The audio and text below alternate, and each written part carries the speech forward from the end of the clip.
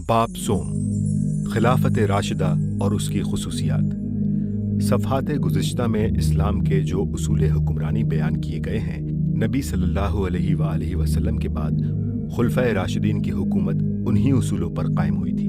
हज़रत सल्लल्लाहु अलैहि वसल्लम की बराह रास्त तालीम व तरबियत और अमली रहनुमाई से जो माशरा वजूद में आया था, उसका हर फर्द ये जानता था कि इस्लाम के अहकाम और इसकी रूह के मुताबिक किस किस्म का निज़ाम हुकूमत बनना चाहिए।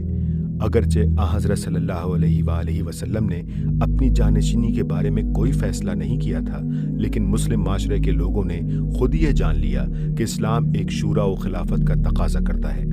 इसलिए वहाँ न किसी ख़ानदानी बादशाही की बिना डाली गई, न कोई शख्स ताकत इस्तेमाल करके बरसरे इख्तिदार आया, न किसी ने खिलाफत हासिल करने के लिए खुद कोई दौड़ धूप या बराए नाम भी उसके लिए कोई कोशिश की, बल्कि यके बाद दीगरे 4 असहाब को लोग अपनी आज़ाद मर्जी से खलीफा बनाते चले गए। इस खिलाफत को उम्मत ने खिलाफत राशिदा यानी रास्त रो खिलाफत करार दिया है। इससे खुद ब खुद ये बात जाहिर होती है कि मुसलमानों की निगाह में खिलाफत का सही तर्ज यही है। नंबर 1, इंतखाबी खिलाफत। नबी सल्लल्लाहु अलैहि वसल्लम की जानशीनी के लिए हज़रत अबू बकर रज़ियल्लाहु तआला अन्हु को हज़रत उमर रज़ियल्लाहु तआला अन्हु ने तजवीज़ किया, और मदीने के तमाम लोगों ने, जो दर हकीकत उस वक्त पूरे मुल्क में अमलन नुमाइंदा हैसियत रखते थे, किसी दबाव या लालच के बगैर खुद अपनी रज़ा और रग़बत से उन्हें पसंद करके उनके हाथ पर बैत की।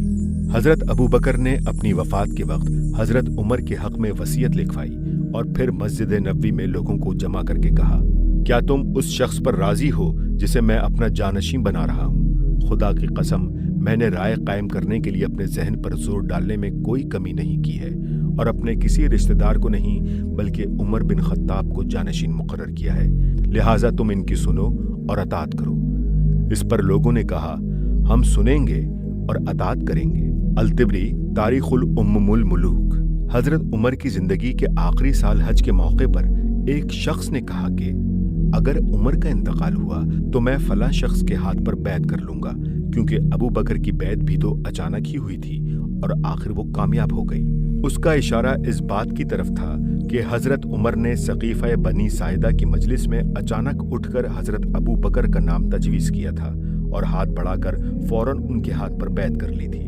उनको खलीफा बनाने के मामले में पहले कोई मशवरा नहीं किया था। हजरत उमर को इसकी इत्तला हुई तो उन्होंने कहा, मैं इस मामले पर एक तकरीर करूंगा और अवाम को उन लोगों से खबरदार कर दूंगा जो उनके मामलात पर गासिबाना तसल्लुत कायम करने के इरादे कर रहे हैं। चुनाचा मदीने पहुंचकर उन्होंने अपनी पहली तकरीर में इस किस्से का जिक्र किया और बड़ी तफसील के साथ सकीफ़ा बनी साइदा की सरगजिश बयान करके ये बताया कि उस वक्त मखसूस हालात थे जिनमें अचानक हजरत अबू बकर का नाम तजवीज़ करके मैंने उनके हाथ पर बैत की थी।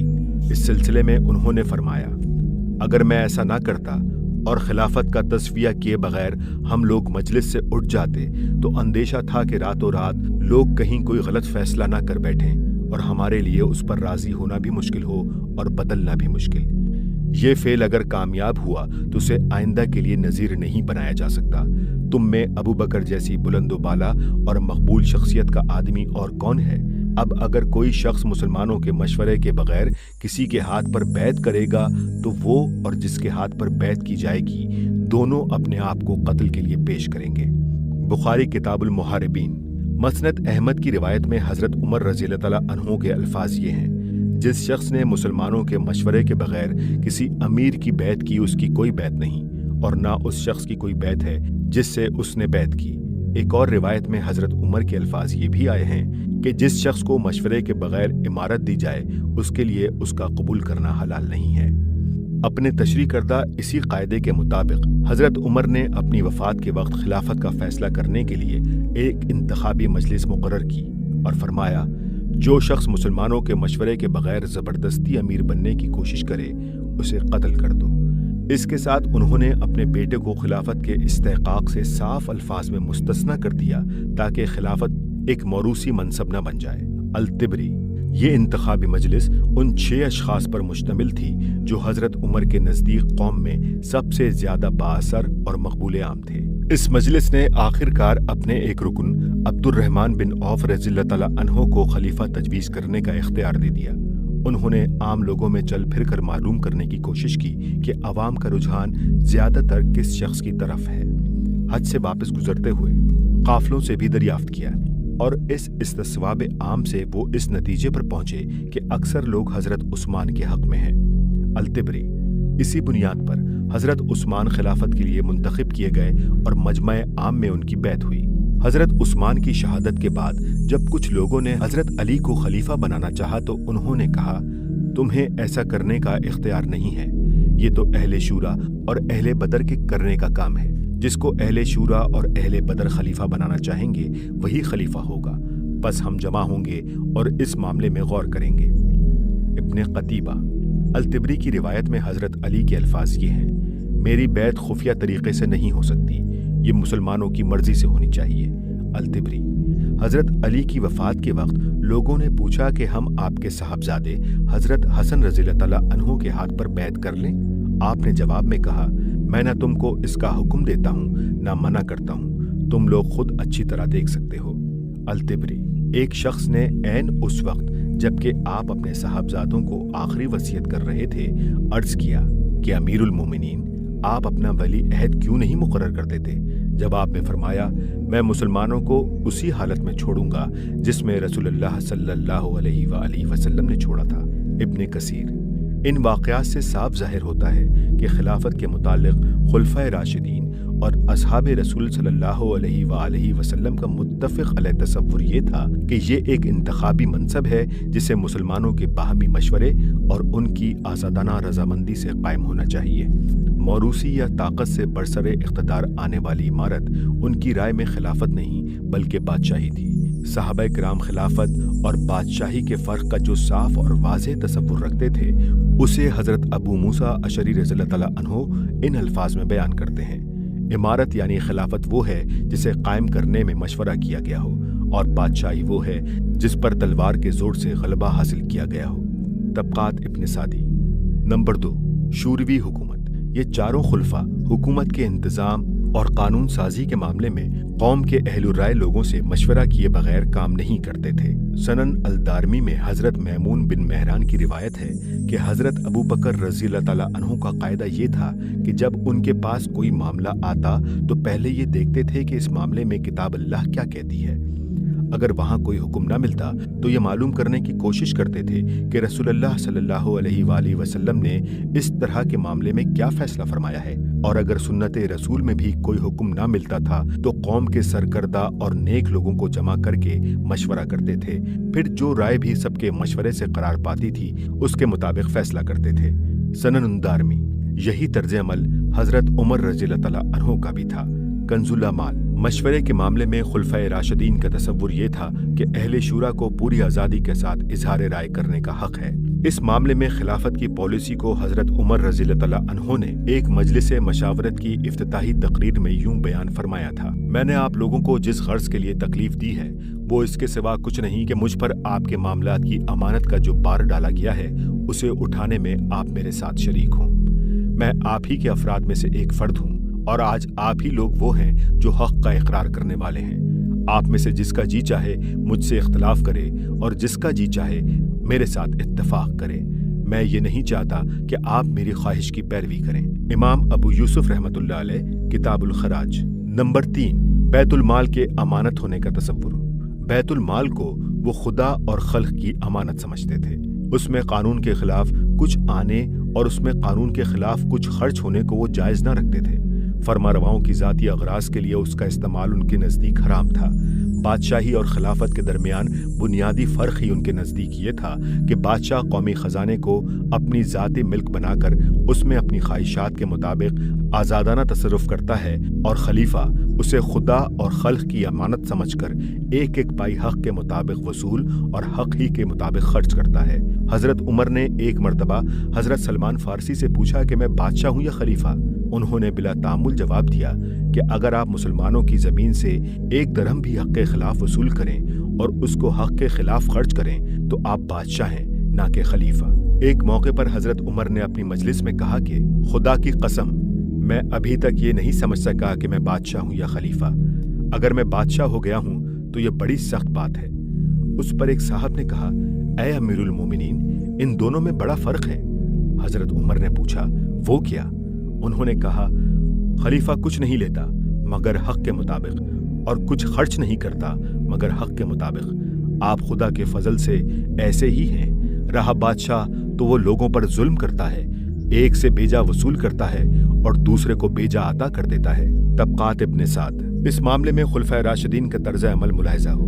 हजरत अबू बकर जिस रोज खलीफा हुए उसके दूसरे दिन कंधे पर कपड़े के थान रखकर बेचने के लिए निकले, क्योंकि खिलाफत से पहले यही उनका जरिया माश था। रास्ते में हजरत उमर मिले और उन्होंने कहा, यह आप क्या करते हैं? जवाब दिया, अपने बाल बच्चों को कहां से खिलाऊं? उन्होंने कहा, अब आपके ऊपर मुसलमानों की सरदारी का भार आ पड़ा है, ये काम उसके साथ नहीं निभ सकता। चलिए अबू उबैदा जो नाजिम बैतुल माल थे उनसे मिलकर बात करते हैं। चुनाचा हजरत अबू उबैदा से गुफ्तगू की गई। उन्होंने कहा, हम आपके लिए महाजरीन में से एक आम आमदनी का मेयार सामने रखकर एक वजीफा मुकर्रर किए देते हैं, जो ना उनके सबसे ज्यादा दौलतमंद के बराबर होगा ना सबसे गरीब के बराबर। इस तरह उनके लिए एक वजीफा मुकर्रर कर दिया गया जो तकरीबन 4000 दरहम सालाना था। मगर जब उनकी वफात का वक्त करीब आया तो उन्होंने वसीयत की कि मेरे तरके में से 8000 दरहम बैतुल माल को वापस कर दिया जाए। ये माल जब हजरत उमर के पास लाया गया तो उन्होंने कहा, खुदा अबू बकर पर रहमत फरमाए। अपने बाद आने वालों को उन्होंने मुश्किल में डाल दिया। कंजुल माल। हजरत उमर अपनी एक तकरीर में बयान करते हैं कि बैतुल माल में खलीफा का क्या हक है। मेरे लिए अल्लाह के माल में से इसके सिवा कुछ हलाल नहीं है कि एक जोड़ा कपड़ा गर्मी के लिए और एक जाड़े के लिए, और कुरैश के एक औसत आदमी के बराबर माश अपने घर वालों के लिए ले लूं। फिर मैं बस एक आदमी हूं मुसलमानों में से। इब्ने कसीर। एक और तकरीर में वो फरमाते हैं, मैं इस माल के मामले में 3 बातों के सिवा किसी चीज को सही नहीं समझता। हक के साथ लिया जाए, हक के मुताबिक दिया जाए और बातिल से उसको रोका जाए। मेरा ताल्लुक तुम्हारे इस माल के साथ वही है जो यतीम के वली का ताल्लुक यतीम के माल के साथ होता है। अगर मैं मोहताज ना हूं तो इसमें से कुछ न लूंगा, और अगर मोहताज हूं तो मारूफ तरीके पर खाऊंगा। इमाम अबू यूसुफ किताबुल खराज। हजरत अली रज़ियल्लाहु तआला अन्हु ने अपनी तनख्वाह का मेयार वही रखा जो हजरत अबू बकर सिद्दीक और हजरत उमर रज़ियल्लाहु तआला अन्हु की तनख्वाहों का था। आधी आधी पिंडलियों तक ऊंचा तहमत पहने रहते और वो भी अक्सर पेबंद लगा हुआ होता। इब्ने साद। उम्र भर कभी ईंट पर ईंट रखने की नौबत न आई। एक मर्तबा एक साहब जाड़े के जमाने में आपसे मिलने गए तो देखा कि एक बोसीदा चादर पहने बैठे हैं और सर्दी से कांप रहे हैं। इब्ने कसीर। शहादत के बाद आपके तरके का जायजा लिया गया तो सिर्फ 700 दरहम निकले जो आपने एक गुलाम खरीदने के लिए पैसा पैसा जोड़कर जमा किए थे। इब्ने साद। कभी किसी ऐसे शख्स से बाजार में कोई चीज न खरीदते थे जो आपको जानता हो, ताकि वो कीमत में अमीरुल मोमिनीन होने की बिना पर आपके साथ रियायत न करते। इब्ने साद। जिस जमाने में हजरत माविया रज़ियल्लाहु तआला अन्हु से उनका मुकाबला दरपेश था, लोगों ने उनको मशवरा दिया कि जिस तरह हजरत माविया लोगों को बेतहाशा इनामात और अतिये दे देकर अपना साथी बना रहे हैं, आप भी बैतुल माल का मुंह खोलें और रुपया बहाकर अपने हामी पैदा करें। मगर उन्होंने ये कहकर ऐसा करने से इनकार कर दिया, क्या तुम चाहते हो मैं नारवा तरीकों से कामयाबी हासिल करूं? उनसे खुद उनके बड़े भाई हजरत अकील रज़ियल्लाहु तआला अन्हु ने चाहा कि वो बैतुल माल से उनको रुपया दें, मगर उन्होंने ये कहकर इनकार कर दिया कि क्या तुम चाहते हो कि तुम्हारा भाई मुसलमानों का माल तुम्हें देकर जहन्नुम में जाए? इब्ने कतीबा। हाफिज इब्ने हजर ने अल असाबा में लिखा है कि हजरत अकील पर कोई कर्ज था जिसे अदा करने से हजरत अली ने इनकार किया था, इसलिए वो नाराज होकर हजरत माविया से जा मिले थे। नंबर 4, हुकूमत का तसव्वुर। उन लोगों का तसव्वुर हुकूमत क्या था? फरमा रवा होने की हैसियत से ये अपने मकाम और अपने फराइज के मुतालिक क्या ख्याल रखते थे और अपनी हुकूमत में किस पॉलिसी पर आमिल थे, इन चीज़ों को उन्होंने खुद खिलाफत के मिंबर से तकरीरें करते हुए बरसरे आम बयान कर दिया था। हजरत अबू बकर की पहली तकरीर जो उन्होंने मस्जिद नबवी में आम बैत के बाद की, उसमें वो कहते हैं, मैं आप लोगों पर हुक्मरान बनाया गया हूँ, हालांकि मैं आपका सबसे बेहतर आदमी नहीं हूँ। उस जात की कसम जिसके हाथ में मेरी जान है, मैंने ये मनसब अपनी रग़बत और ख्वाहिश से नहीं लिया है। ना मैं ये चाहता था कि किसी दूसरे के बजाय ये मुझे मिले, ना मैंने कभी खुदा से इसके लिए दुआ की, ना मेरे दिल में कभी इसकी हिर्स पैदा हुई। میں نے تو اسے بادل نخواستہ اس لیے قبول کیا ہے کہ مجھے مسلمانوں میں فتنہ اختلاف اور عرب میں فتنہ ارتداد برپا ہو جانے کا اندیشہ تھا۔ میرے لیے اس منصب میں کوئی راحت نہیں ہے، بلکہ یہ بار عظیم ہے جو مجھ پر ڈال دیا گیا ہے، جس کے اٹھانے کی طاقت مجھ میں نہیں ہے، الا یہ کہ اللہ ہی میری مدد فرمائے۔ میں یہ چاہتا تھا کہ میرے بجائے کوئی اور یہ بار اٹھا لے۔ اب بھی اگر آپ لوگ چاہیں تو اصحاب رسول اللہ میں سے کسی اور کو اس کام کے لیے چن لیں۔ میری بیعت آپ کے راستے میں حائل نہ ہوگی۔ آپ لوگ اگر مجھے رسول اللہ صلی اللہ علیہ وآلہ وسلم کے معیار پر جانچیں گے اور مجھ سے وہ توقعات رکھیں گے جو حضور سے آپ رکھتے تھے، تو میں اس کی طاقت نہیں رکھتا، کیونکہ وہ شیطان سے محفوظ تھے اور ان پر آسمان سے وحی نازل ہوتی تھی۔ اگر میں ٹھیک کام کروں تو میری مدد کیجیے، اگر غلط کام کروں تو مجھے سیدھا کر دیجیے۔ سچائی امانت ہے اور جھوٹ خیانت۔ تمہارے درمیان جو کمزور ہے وہ میرے نزدیک قوی ہے، یہاں تک کہ میں اس کا حق اسے دلواؤں اگر خدا چاہے، اور تم میں سے جو طاقتور ہے وہ میرے نزدیک کمزور ہے، یہاں تک کہ میں اس سے حق وصول کروں اگر خدا چاہے۔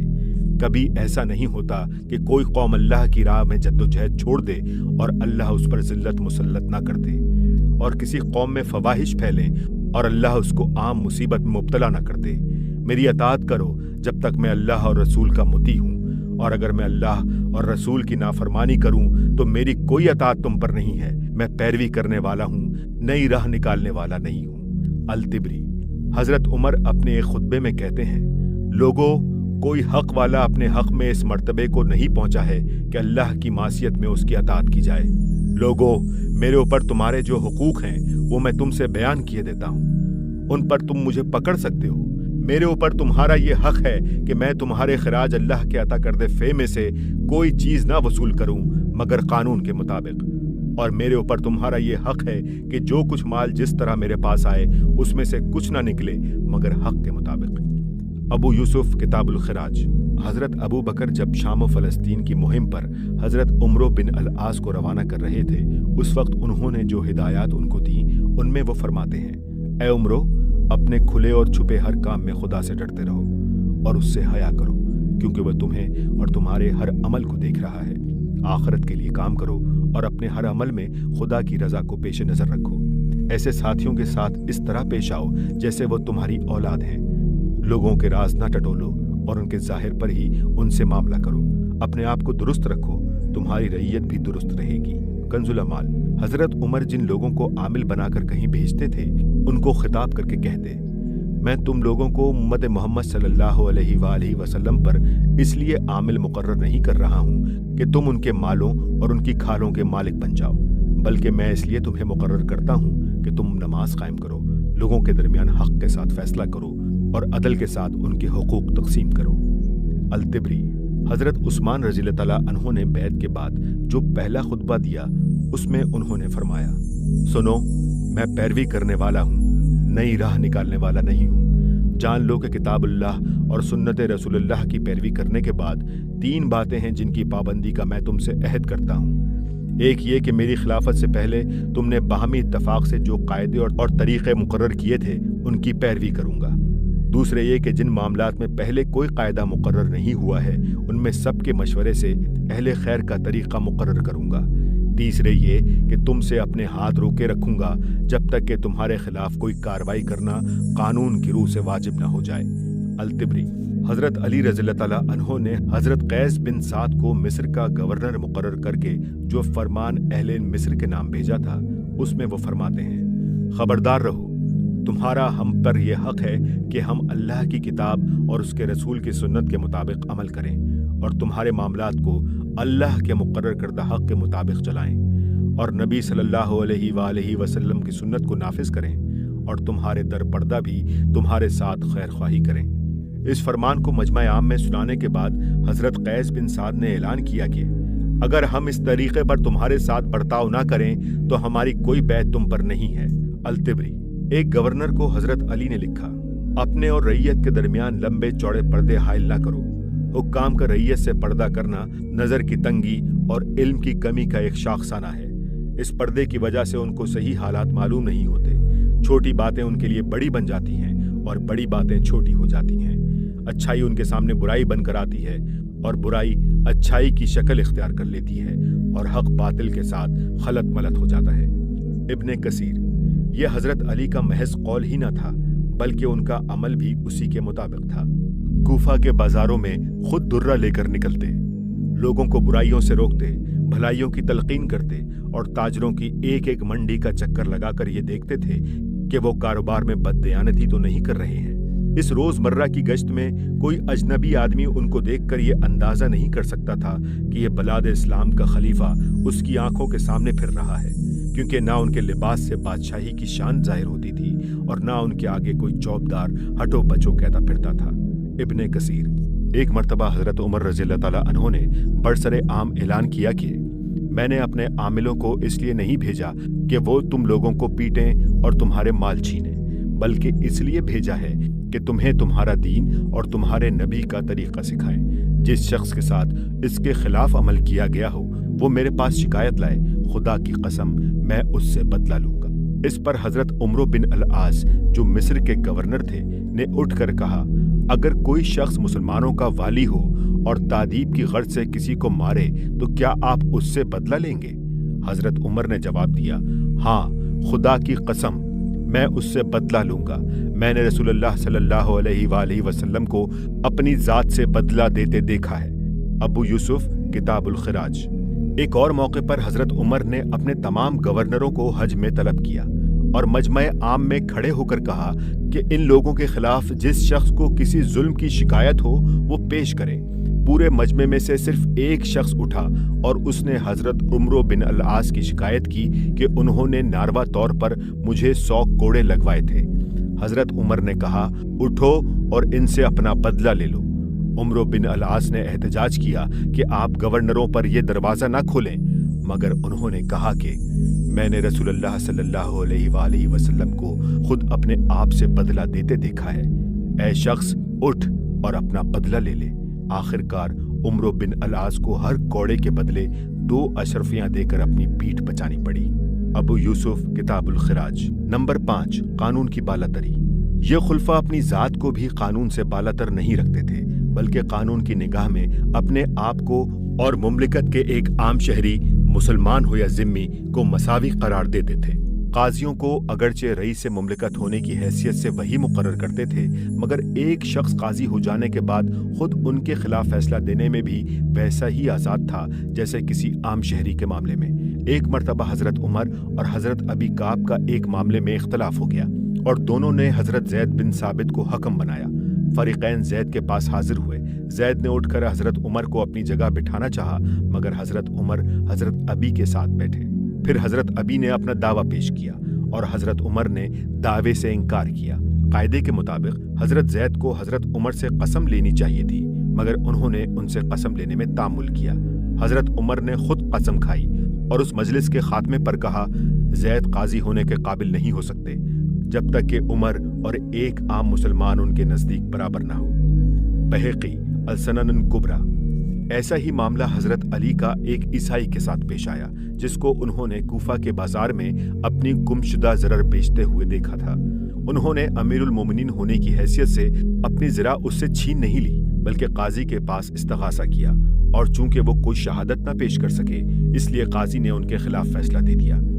وفیات العیان۔ حوالہ مذکور ابن خلکان کی روایت ہے کہ ایک مقدمے میں حضرت علی اور ایک ذمی فریقین کی حیثیت سے قاضی شرعی کی عدالت میں حاضر ہوئے۔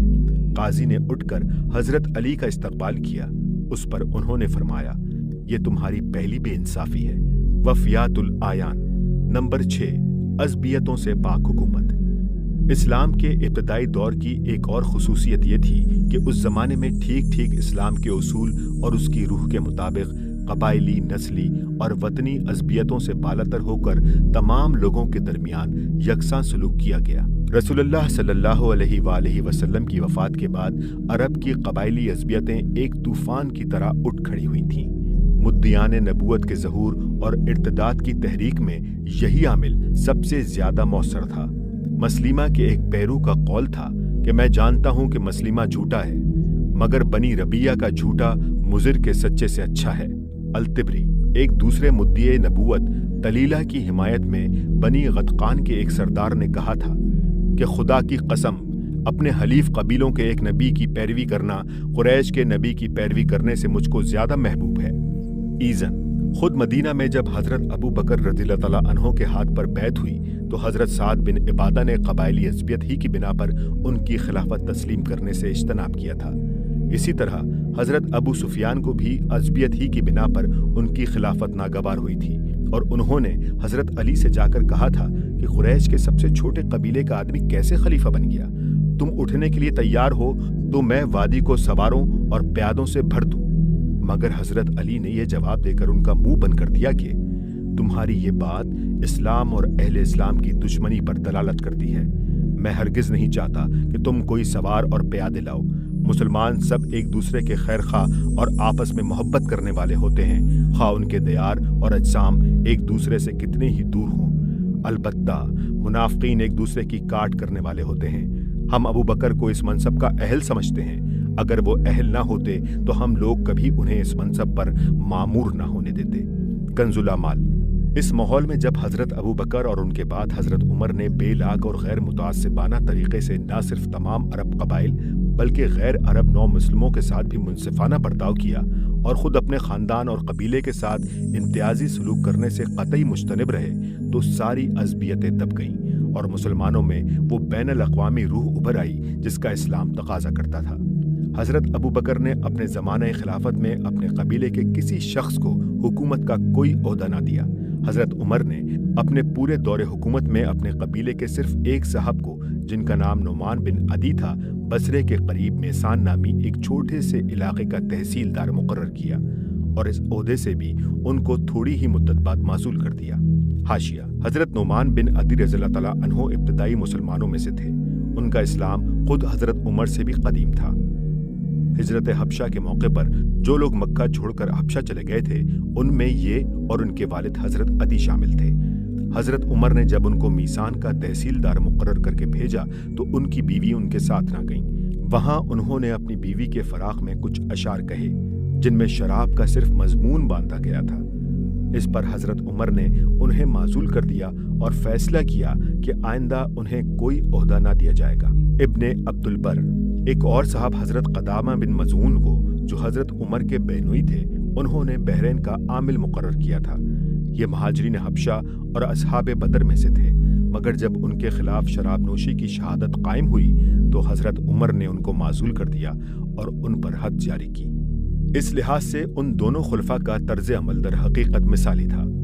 حضرت عمر کو آخری زمانے میں اس بات کا خطرہ محسوس ہوا کہ کہیں ان کے بعد عرب کی قبائلی عصبیتیں، جو اسلامی تحریک کے زبردست انقلابی اثر کے باوجود ابھی بالکل ختم نہیں ہو گئی تھیں، پھر نہ جاگ اٹھیں اور ان کے نتیجے میں اسلام کے اندر فتنے برپا ہوں۔ چنانچہ ایک مرتبہ اپنے امکانی جانشینوں کے متعلق کہا، اگر میں ان کو اپنا جانشین تجویز کروں تو وہ بنی ابی معیط بنی امیہ کو لوگوں کی گردنوں پر مسلط کر دیں گے اور وہ لوگوں میں اللہ کی نافرمانیاں کریں گے۔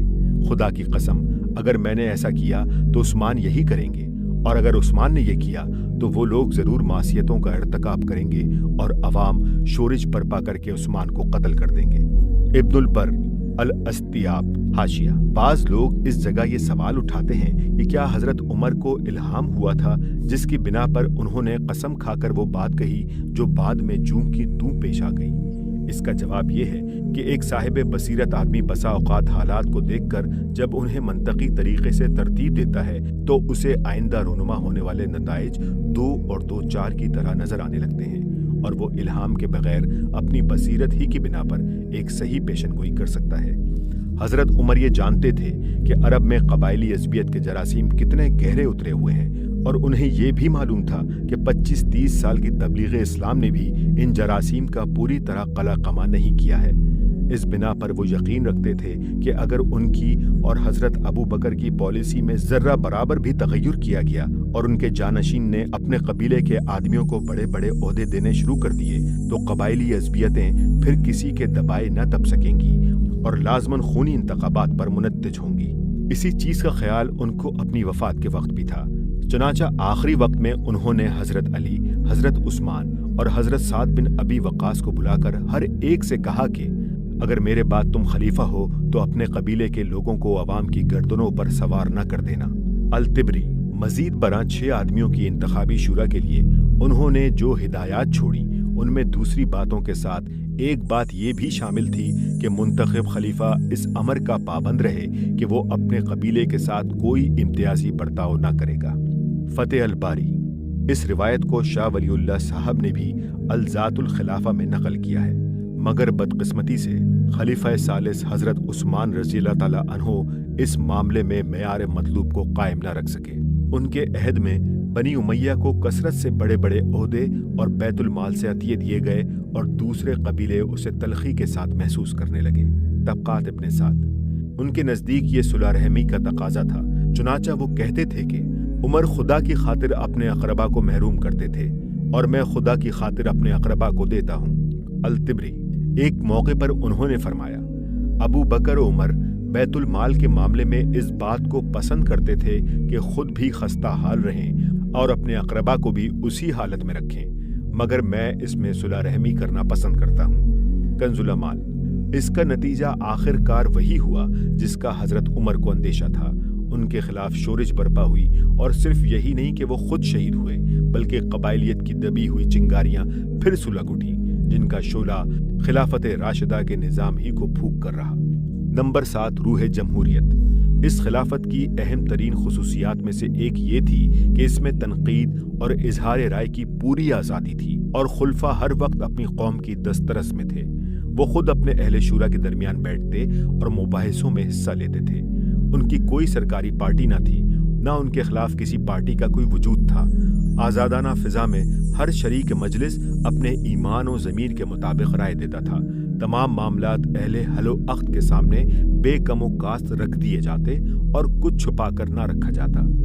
फैसले दलील की बुनियाद पर होते थे, ना कि किसी रोबो असर या किसी के मफाद की पासदारी या किसी जत्थाबंदी की बुनियाद पर। फिर ये खुलफा अपनी कौम का सामना सिर्फ शूरा के वास्ते ही से न करते थे, बल्कि बराह रास्त हर रोज 5 मरतबा नमाज बाजमात में, हर हफ्ता जुम्मे के इज्तिमा में, हर साल ईदैन और हज के इज्तिमात में उनको कौम से और कौम को उनसे साबका पेश आता था।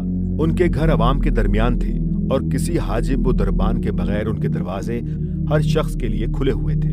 वो बाजारों में किसी महाफिज दस्ते और हटो बचों के एहतमाम के बगैर अवाम के दरमियान चलते फिरते थे। इन तमाम मौके पर हर शख्स को उन्हें टोकने, उन पर तनकीद करने और उनसे मुहासबा करने की खुली आज़ादी थी, और इस आज़ादी के इस्तेमाल की वो महज इजाज़त ही ना देते थे, बल्कि इसकी हिम्मत अफजाई करते थे। हज़रत अबू बकर ने अपनी खिलाफत की पहली ही तकरीर में, जैसा कि पहले गुजर चुका है, अलल ऐलान कह दिया था कि अगर मैं सीधा चलूँ तो मेरी मदद करो, अगर टेढ़ा हो जाऊँ तो मुझे सीधा कर दो।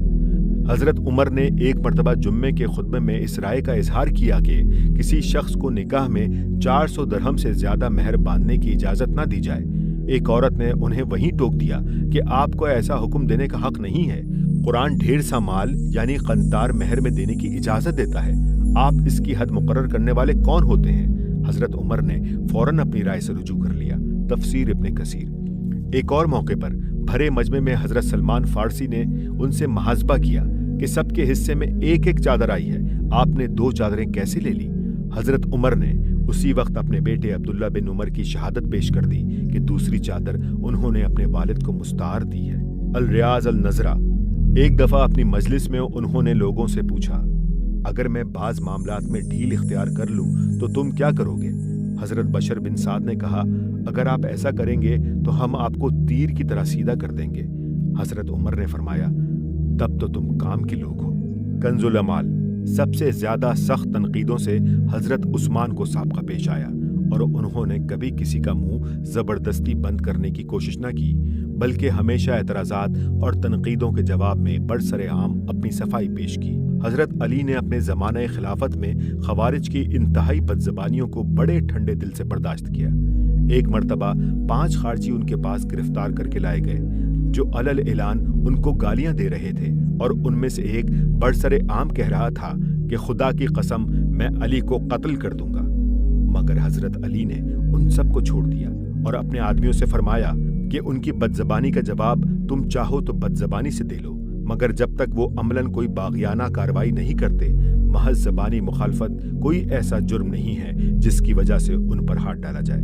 खिलाफत राशिदा का ये दौर जिसका हमने ऊपर जिक्र किया है, ایک روشنی کا مینار تھا جس کی طرف بعد کے تمام ادوار میں فقہاء و محدثین اور عام دیندار مسلمان ہمیشہ دیکھتے رہے، اور اسی کو اسلام کے مذہبی، سیاسی، اخلاقی اور اجتماعی نظام کے معاملے میں معیار سمجھتے رہے۔